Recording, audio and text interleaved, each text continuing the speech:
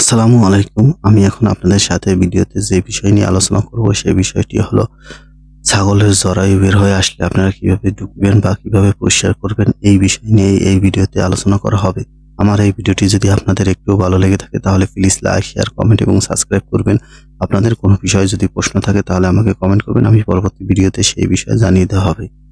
ফেসবুকের কিছু নিয়ম থাকার কারণে, ইউটিউবের কিছু নিয়ম থাকার কারণে আমরা এই ভিডিওটি সরাসরি আপনাদের দেখাতে পাচ্ছি না। এই কারণে আমরা আন্ডারমার্ক ব্যবহার করেছি যাতে আবছা ভাবে দেখা যায়। সরাসরি রক্ত দেখানো যাবে না বিধায় আমরা আজকে এই পদ্ধতি ব্যবহার করলাম। কেননা এটা না হলে ইউটিউব আমাদের ইস্যু দিবে, তার জন্য আমরা এটা ব্যবহার করেছি। যদি আপনার ছাগলের বা গরুর যদি জরায়ু বের হয়ে যায় তাহলে আপনারা কি করবেন? আপনার ছাগলের যদি জরায়ু বের হয়ে যায় তাহলে আপনারা হাত দিয়ে বা ময়লা স্থানে রাখবেন না। দেখেন এরকম আস্তে আস্তে পরিষ্কার করে আপনার ফুলের যত মাখা থাকে বা এই ফুলগুলো পরিষ্কার করতে হবে এবং গরম পানি, হালকা কুসুম গরম পানি দিয়ে সুন্দর করে পরিষ্কার করতে হবে।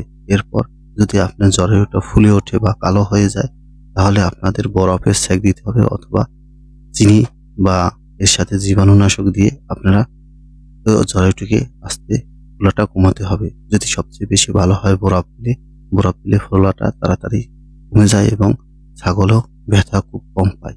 আর অন্য কোনো পদ্ধতি ব্যবহার করলে, জেল ব্যবহার করলে বা অন্য সব ব্যবহার করলে তাতে ছাগলের ব্যথা হয় বা যন্ত্রণা হয় বা হাত দিয়ে যখন চেপে দিতে হয় তখন জরায়ুটা আস্তে আস্তে হাতের চাপের কারণে ফেটে যায়। এই জন্য আপনারা সবসময় বরফ ব্যবহার করবেন। বরফ ব্যবহার করলে আপনার জরায়ুটা ফেটে যাবে না বা কোনো প্রকার আঘাত হবে না, দ্রুত ভালো হয়ে যাবে। আর এছাড়া অন্য কোনো ঔষধ, কেমিক্যাল ব্যবহার করলে জরায়ুটা ভালো হতে বেশি সময় লাগে বা দুর্গন্ধ বের হয়, ময়লা বের হয়। অনেক সময় মাছি পড়ে ওখানে ওখানে জখম হয় এবং মাছি পড়ে পোকও হতে পারে। এজন্য আপনারা সবসময় বরফ ব্যবহার করবেন এবং গরম পানি দিয়ে, হালকা গরম পানির সাথে গরম পানি দিয়ে, কুসুম গরম পানি দিয়ে ধুয়ে নেবেন, এতে ভালো হবে।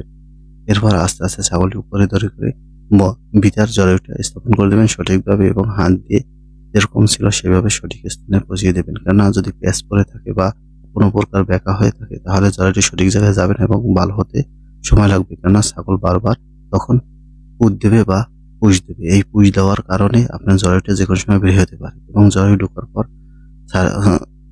জরায়ু ঢুকানোর পর আপনার মুখ, পেশাবের রাস্তা, মুখটা বেঁধে দিবেন। এতে আপনার আর জরায়ু বের হতে পারবে না। আমার এই ভিডিওটি ভালো লাগলে প্লিজ সাবস্ক্রাইব।